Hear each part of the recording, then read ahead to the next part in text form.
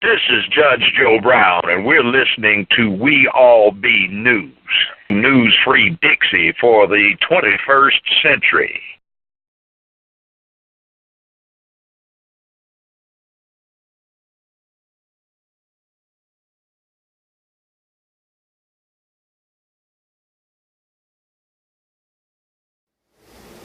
We All Be is under once again have on the one and only Dr. Umar Johnson to talk about his career and what's going on in the world today. How you doing today, sir? All is well, my brother. Greetings again. Last time we were in Knoxville, Tennessee. Now we're in Little Rock, Arkansas. That was the University of Tennessee. This is HBCU, Philander Smith College. This is my last lecture of the season. I'm going to take a 1 or 2 month break until the summertime to recharge, renew, refocus, reorganize. So my mom asked you a great question, like what got you involved in this work?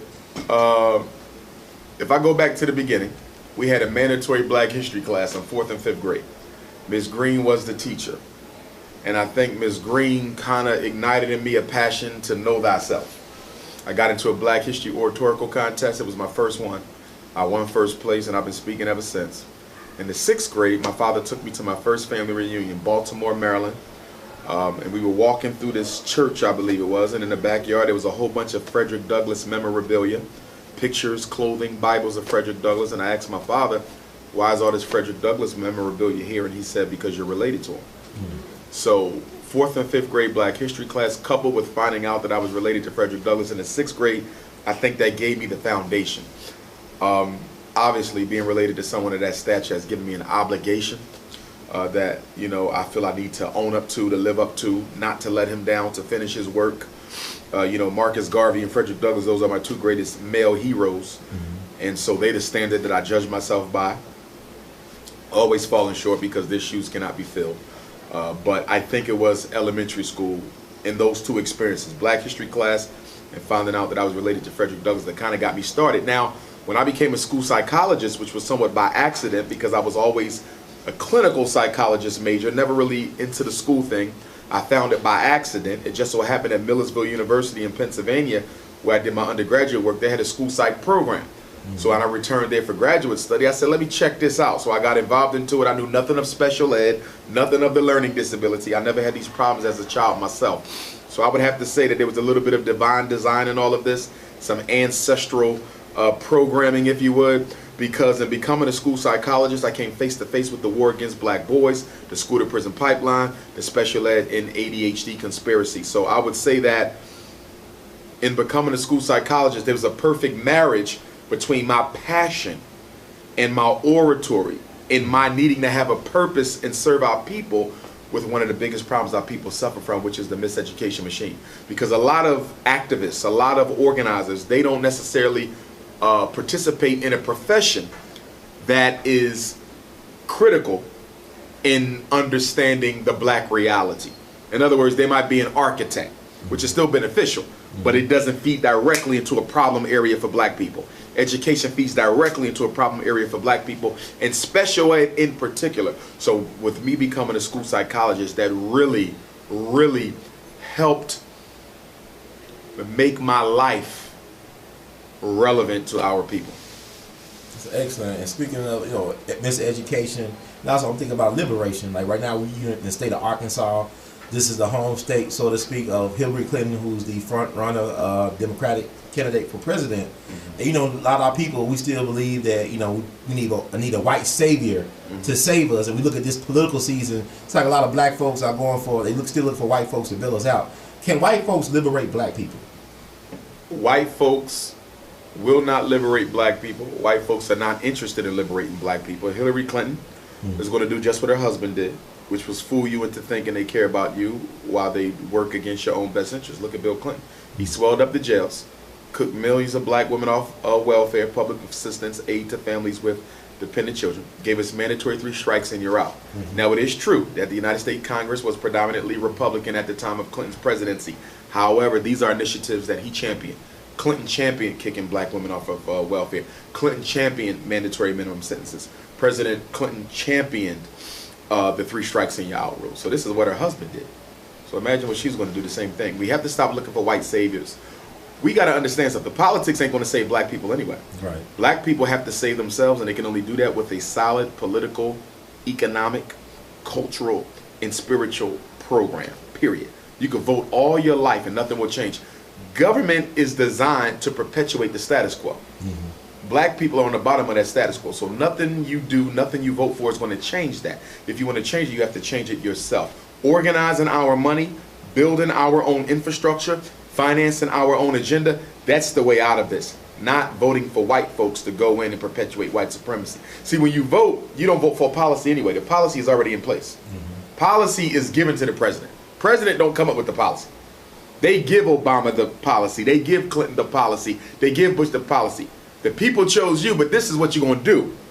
So when you vote, you don't vote for a policy. You vote for the personality who you want to implement the policy. In other words, do black people want a black man implementing the white supremacy? Do they want a white woman implementing the white supremacy? Do they want a white man implementing the white supremacy? You choose the personality. That's all you choose. You choose who's going to oppress you. But you're going to be oppressed regardless. And I think that's kind of sick, that you even care for the person who's going to be responsible for the white supremacy. Why would you care? Why does it matter who the warden is at the jail? Wow. The warden's job is to keep you in jail. So does it matter who the warden is? If they're all going to do the exact same job, it doesn't make a difference. Well, actually, how should we judge the legacy of Barack Obama as it relates to black people? Well, for me, he's a complete failure. He's a complete failure. He ignored black people while he took care of every other non-white minority in the country. Placated lesbians, placated Latinos, placated white females, placated Asians, placated illegal immigrants. He took care of every non-white demographic in the country but us. To me, he's a total failure. And not because he didn't change anything. Right. He can't. But because he didn't give voice to my situation. That's my problem. As the President of the United States, you could have at least spoken to the structural inequalities that African Americans face. He didn't even do that. Wow. You know, I have a problem with the fact that you can call a black male homosexual on the phone because he went public with being gay in the NBA or the NFL. They get a phone call from Obama. Being gay, you get a phone call. You're the first black NFL athlete to openly pronounce your homosexuality. You're the first black NBA athlete to openly pronounce your homosexuality. But when Trayvon Martin got murdered, you didn't call his mother. When Sandy Hook happened, you went up there and went to the school. You met with the parents of those white kids who got murdered in Sandy Hook. You didn't call Michael Brown's mother on the phone. You didn't call Eric Garner's wife on the phone. You didn't call Sandra Bland's people on the phone. You see that? So you can call people when they're gay. You can call white kids when they get shot up. But when black kids get shot up, they don't get no phone call. They don't even get roses from you. Max, should black folks fear Donald Trump or what? You know, I don't want us to fear anything or anybody because fear paralyzes action. But Donald Trump, again, it's no different no matter who wins. The policy is the same. The illusion is that you're going to get a different reality if you vote for the Democrat versus the Republican. Right. The illusion is you're going to get a different reality if you're voting for a Donald Trump versus a Ben Carson who just dropped out the race today, by the way. Mm-hmm. Well, that's the illusion. See, in order for democracy to work, you got to make people think it matters. You got to make people think it matters voting. You got to make them think that. That's the only way you can hold a democracy together. It don't matter who wins. The policy going to be the same. If Hillary wins, if they won 3 wars next year, it's going to be 3 wars, whether it's Hillary the Democrat or Trump the Republican. It matters not who sits in the office. The policy is already set for the next 4 years. I know your wheelhouse is education, and so I read somewhere somebody said that the charter schools is the next bubble. The pop is like the housing bubble. You think that's correct? Well, depending on what they mean by that, well, what's going to pop is public school. Charter schools' job is to eliminate public school. The charter schools were started to siphon the money and the students out the public school system, depopulated enough, defunded enough where the public school system collapses on its own, which I agree with. In the next 10 years, you're going to have a total charter school system, and then once all the schools become charter, they're going to become private, which means you're going to have to pay. It'll still be called charter, but it's going to operate like a private school, and you're going to have to pay tuition. So America is going back to the early days of the Republic where your child didn't get an education unless you could afford it. It's coming.